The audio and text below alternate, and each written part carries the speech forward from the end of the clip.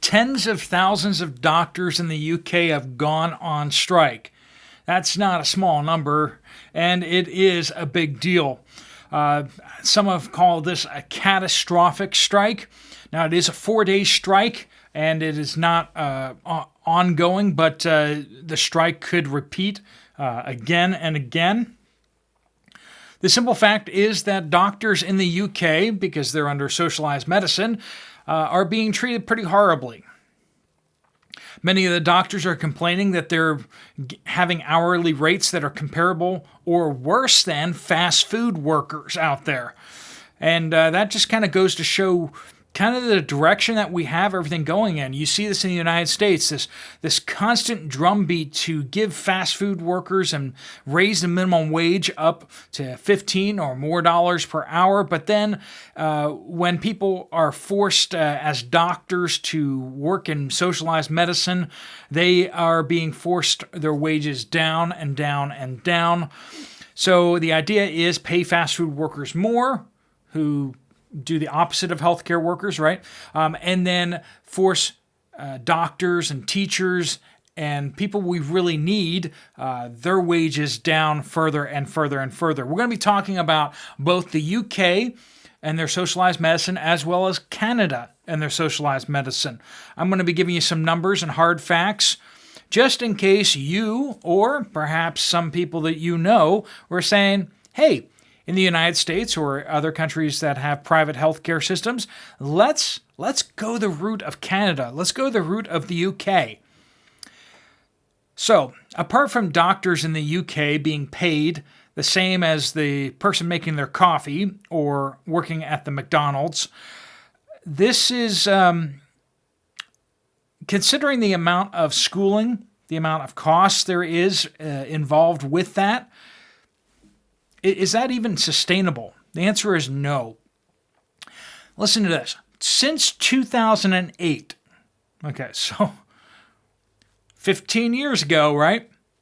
Let's see how much of an increase. We've gotten a lot of inflation since then. Let's see how much of an increase these doctors have gotten since then. Actually, the increase is negative.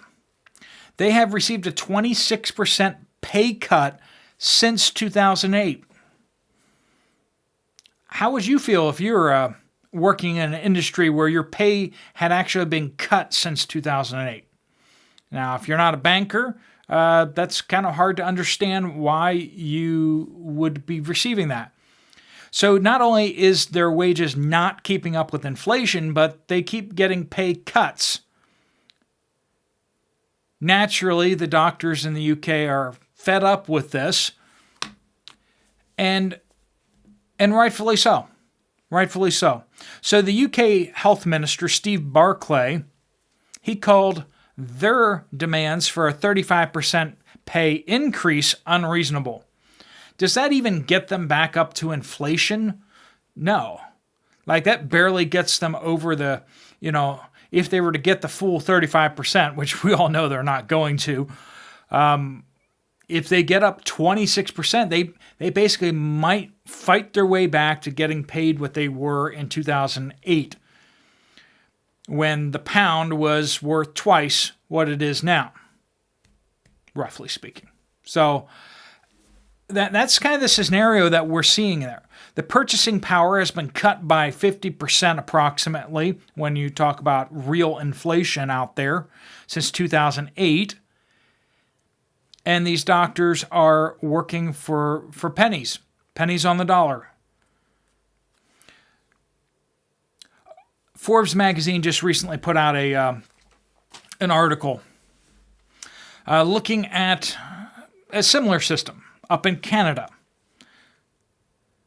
The Ontario Premier, Doug Ford, was recently told by a CEO, there's only 2 places in the world that have healthcare, have the healthcare that we have: Cuba and North Korea.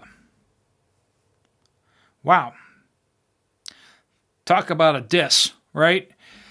We get constantly told how wonderful and glowing the UK health system is, where people don't have to pay for their services. The government runs everything.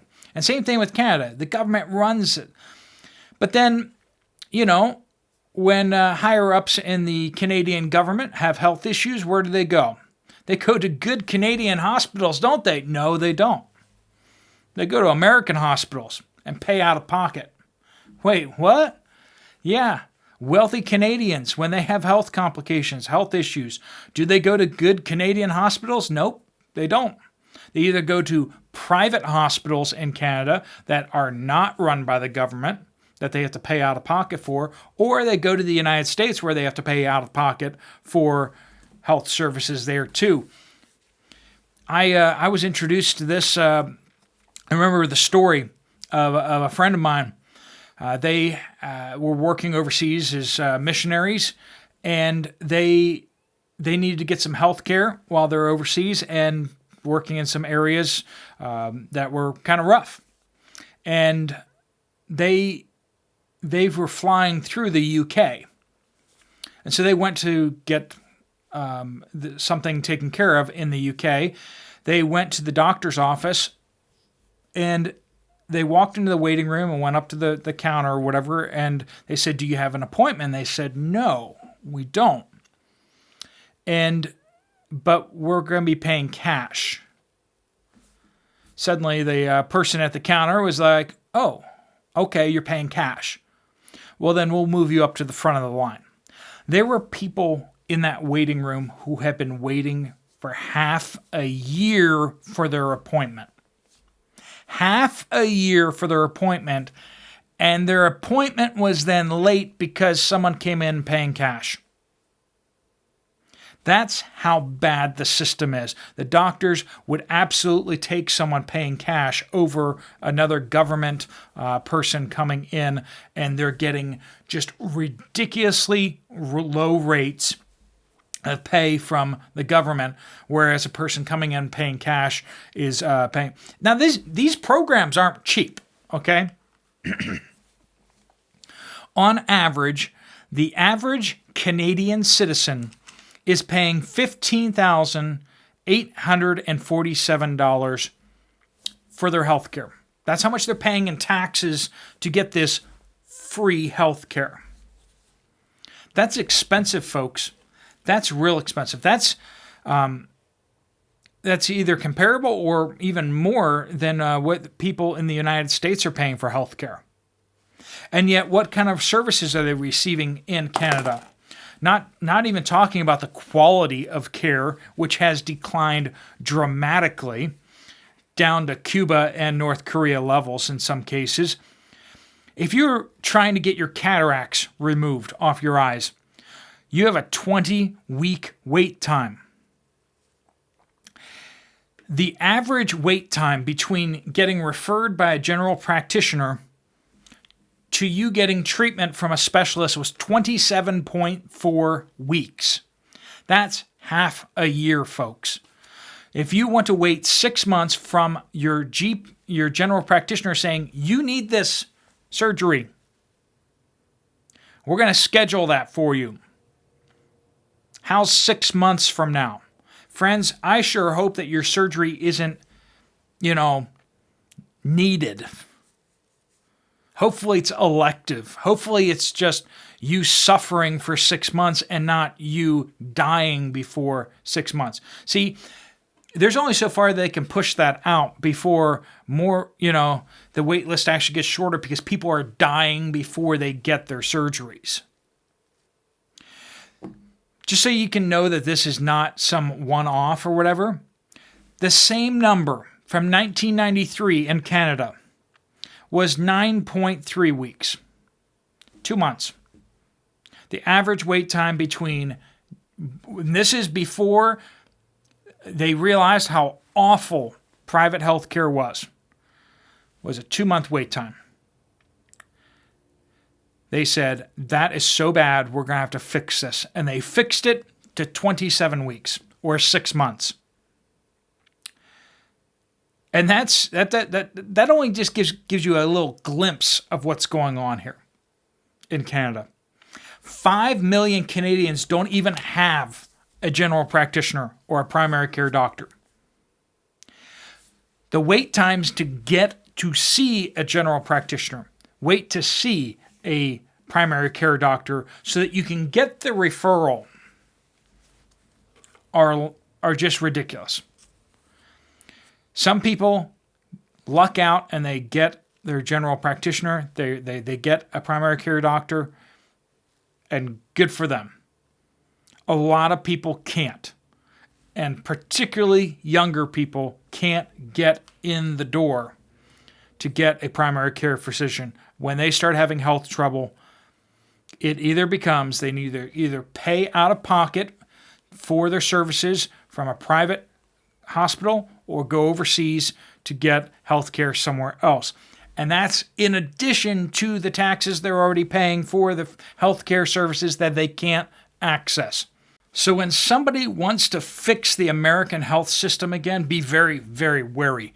They've been trying to fix the American health system again and again, and it keeps getting more expensive and harder for you to get access to health care. It is ridiculous out there, friends. I'm so sick of the American insurance game. It's really just socialized medicine, but like through this weird monopoly of these insurance companies and all this government overregulation. I don't know. For one, I refuse to actually be a part of the health insurance businesses and this conglomerates.